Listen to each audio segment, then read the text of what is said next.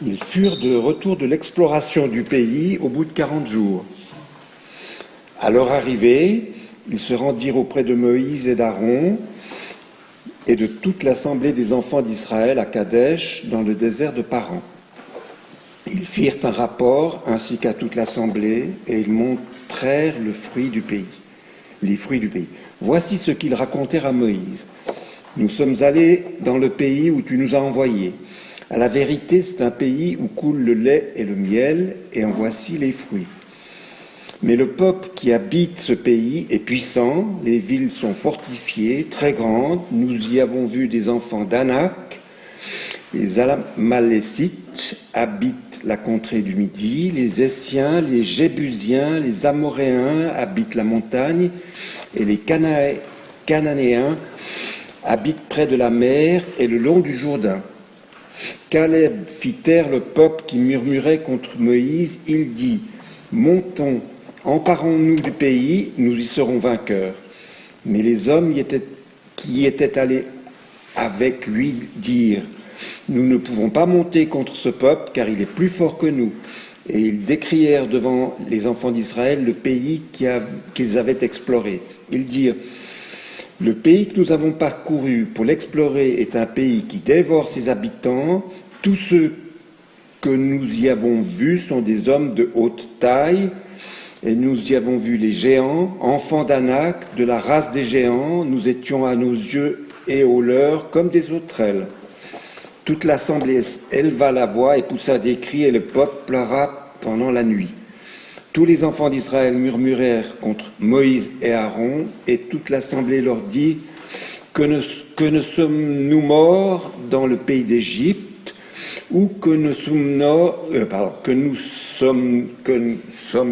morts, je vais y arriver, dans ce désert. Pourquoi l'Éternel nous fait aller dans ce pays où nous tomberons par l'épée, où nos femmes et nos petits-enfants deviendront une proie? Ne vaut-il pas mieux pour nous de retourner en Égypte? Et ils se dirent l'un à l'autre : nommons un chef et retournons en Égypte.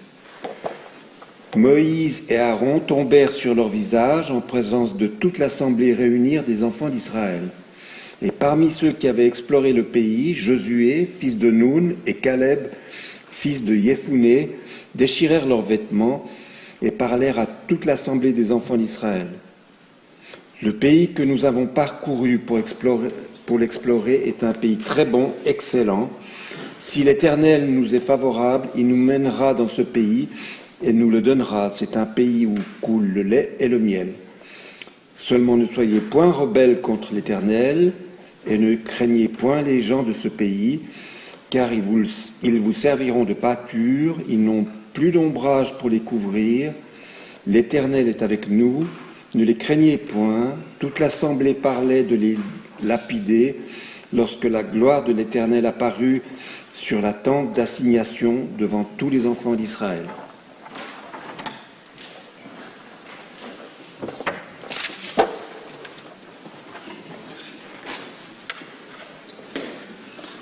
C'est un passage que vous connaissez depuis longtemps, les explorateurs que Moïse avait désignés sur la demande de Dieu et qui étaient partis et qui devaient répondre à des questions très précises. Moïse leur avait demandé : vous observerez l'aspect de ce pays et le peuple qui l'occupe, s'il est robuste ou faible, peu nombreux ou considérable. Quant au pays qu'il habite, s'il est bon ou mauvais, comment sont les villes où il demeure, des villes ouvertes ou des places fortes. Quant au sol, s'il est gras ou maigre, s'il est boisé ou non, tâchez aussi d'emporter quelques-uns des fruits du pays. Et donc ils sont partis, ils sont revenus, et ils sont revenus avec des fruits magnifiques, des grenades et des figues, et avec une grappe de raisin qui était si imposante et si lourde qu'il fallait qu'ils la transportassent à deux sur une barre.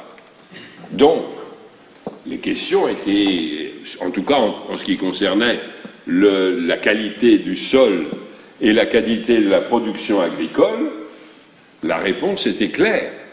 C'est un pays magnifique, ils le disent d'ailleurs, ils le disent. Mais tout de suite après, ils commencent à bifurquer dans leur rapport et ils disent le peuple est un peuple qui est vigoureux. Bon. Et les villes sont des villes fortifiées. Alors il y a un commentateur qui dit il y a quelque chose dans cet argumentaire qui est curieux. Ou du moins, si les villes étaient fortifiées, cela voulait peut-être dire que le peuple n'avait pas autant de puissance, autant de vigueur que le laissent entendre les explorateurs. Et si le peuple était vigoureux, qu'avait-il besoin des villes fortifiées, puisqu'il pouvait se défendre? Et puis ils ont ajouté, et il y a des fils d'Anak.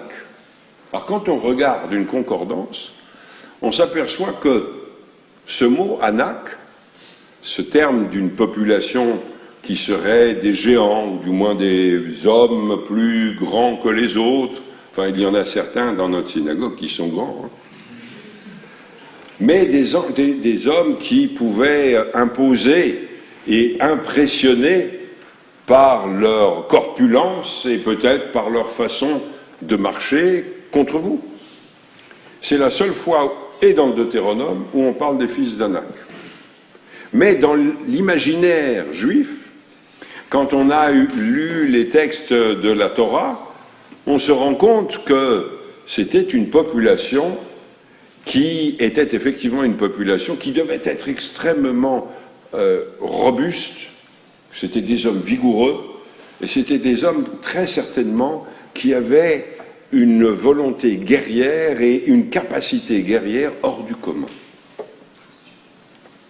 Donc le rapport, il est déjà très très mitigé. Et en plus, ils ajoutent, et il y a les Amalécites au sud, et puis il y a tous ceux qui sont à l'ouest, et vers la mer, et au nord. Et donc un commentateur dit, pourquoi le disent-ils? Ils le disent pour transmettre un message.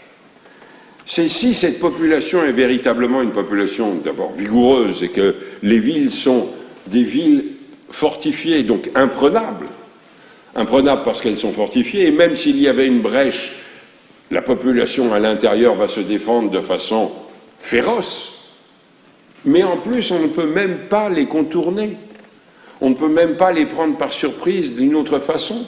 Parce que les populations qui entourent cette région sont des populations qui sont nos ennemis, que nous avons déjà rencontrés dans notre pérégrination.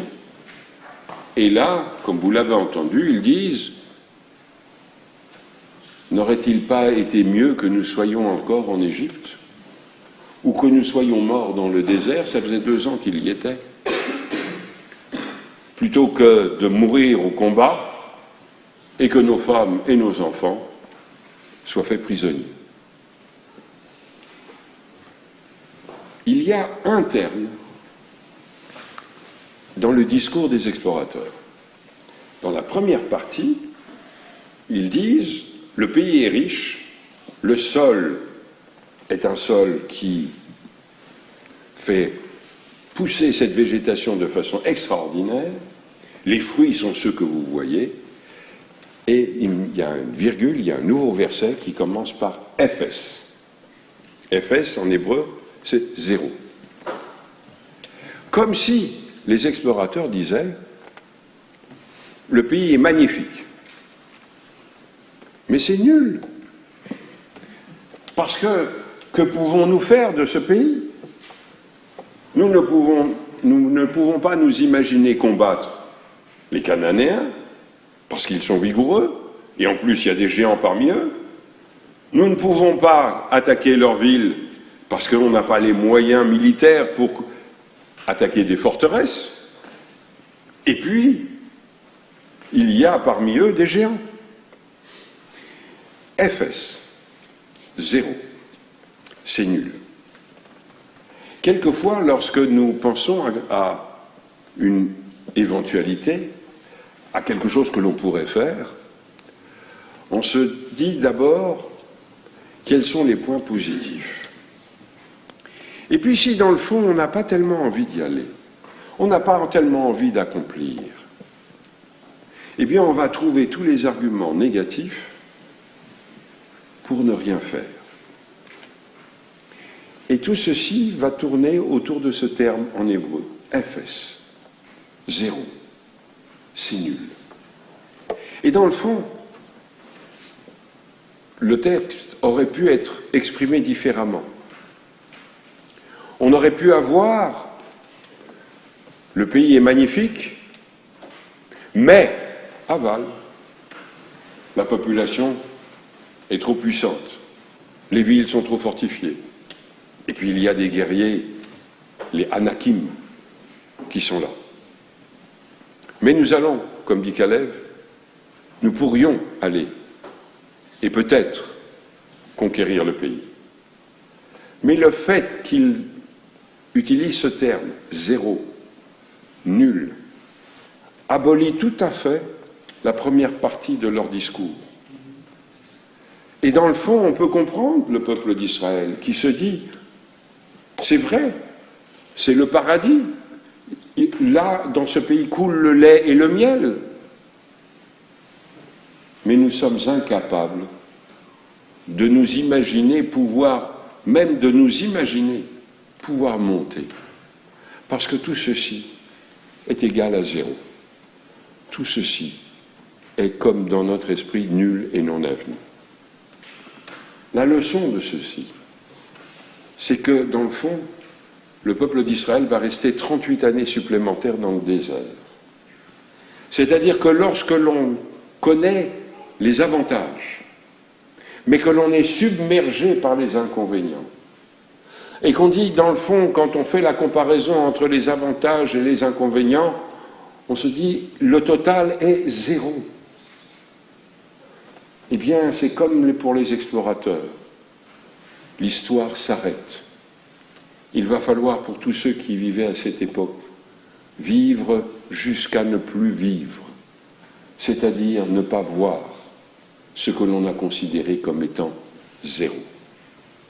Alors, lorsque nous sommes devant une nouvelle opportunité, lorsque nous pensons à quelque chose qui pourrait nous permettre de bâtir l'avenir,